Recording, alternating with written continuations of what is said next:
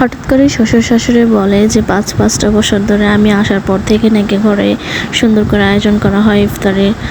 আর আগে নাকি দোকান থেকে কিনে নিয়ে আসতো, আমি নাকি খুব সুন্দর করে ইফতারি বানাই। তো যাই হোক, এই কথাটা শুনে খুবই ভালো লাগছে আর সবাই অনেক খুশি আমি ইফতারি বানাই সেজন্য। তো যাই হোক, বাবা মার সাথে ইফতারি করতে পারে না, তাতে কী হয়েছে, নতুন করে বাবা মা পেয়েছে আলহামদুলিল্লাহ আল্লাহর কাছে।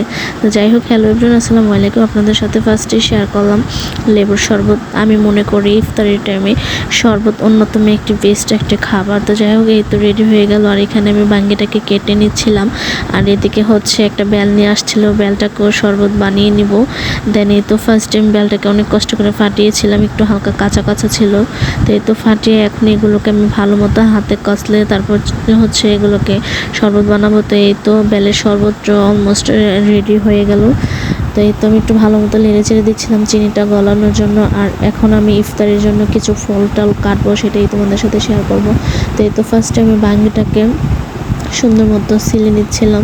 তো এই তো খুব সময়টাও খুব তাড়াতাড়ি চলে যাচ্ছিল কথা বলতে বলতে। তো সবার সাথে এই তো আমিও বাঙ্গিগুলোকে ভালো মতো কেটে নিচ্ছিলাম। আর আমরা বাঙ্গিগুলোকে গুড় দিয়ে খেতে খুবই পছন্দ করি। তো কে কে গুড় দিয়ে খেতে পছন্দ করেন অবশ্যই কিন্তু কমেন্ট করতে ভুলবেন না। সেই তো আমি ট্যাপ ট্যাপ করে কেটে কেটে নিচ্ছিলাম। এইভাবে কাটলে আমার কাছে খুবই ভালো লাগে। অনেকে আবার লম্বা লম্বা করেও পিস পিস করেও খায়, তবে আমরা এভাবেই খেতে পছন্দ করি। তো এই তো কেটে নিলাম। দেন এখন কেটে নিব পেঁপেটাকে। এই রমজান মাসে এত এত ফলের শুধু ফল কেন, সব কিছুরই এত এত দাম।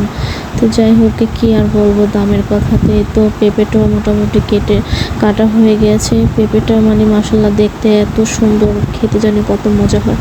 তো এই তো আমি এখন খুব তাড়াহুড়ো করে ফেলছিলাম, টাইম চলে যাচ্ছিল। আর এই তো দুটো আম নিয়ে আসছিলো, একটা আম আমার ছেলে দেখে খুব কান্নাকাটি করছিল, তাকে একটু কেটে দিয়েছিলাম আনার সাথে সাথেই। আর এগুলো ইফতারের জন্য সব কিছু আয়োজন করা হয়ে গেছে, এখন আমি শুধু ভাজবো। তো এই তো ফার্স্ট টাইমে এখন বেগুনগুলোকে ভাজবো। বেগুনগুলোকে আমি এখন বেসনের মধ্যে চুবিয়ে নিচ্ছিলাম আর এই তো তেলে ছেড়ে দিচ্ছিলাম এক এক করে। তো আজকে একটু কম কম করে ইফতারি বানাবো, কারণ শুধু ইফতারি না, ইফতারির সাথে আজকে অনেক অনেক কিছু আয়োজন করা হয়ে গেছে, সেই জন্য আজকে একটু অল্প অল্প করে ইফতারি বানাবো। দেন এই তো এখন এক এক করে সব কিছু ভাজা হয়ে যাচ্ছিলো। আর এদিকে পেঁয়াজগুলো ভেজে নিচ্ছিলাম।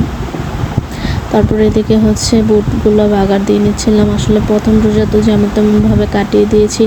আজকে দ্বিতীয় রমজান, আর দ্বিতীয় রোজাতে খুব আনন্দ লাগছে, যেহেতু আপনাদের ভাইয়া বাসায় আছে, সেই জন্য প্রথম রমজানে তো আমাদের সাথে ইফতারি করতে পারিনি। তো যাই হোক, এই তো সময় দেখতেছিলাম আর কতক্ষণ বাকি আছে। আর আমাদের মতো বাঙালিদের ইফতারি কিন্তু এভাবে ভেঙে চুঙে মুড়ি মাখিয়ে খাওয়াটাই আমরা খুবই পছন্দ করি।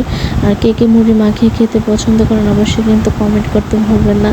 আর এই তো আমরা সবাই একসাথে বসে গল্প করছিলাম। কেমন লেগেছে ভিডিওটা অবশ্যই কমেন্ট করে জানাবেন। আল্লাহ।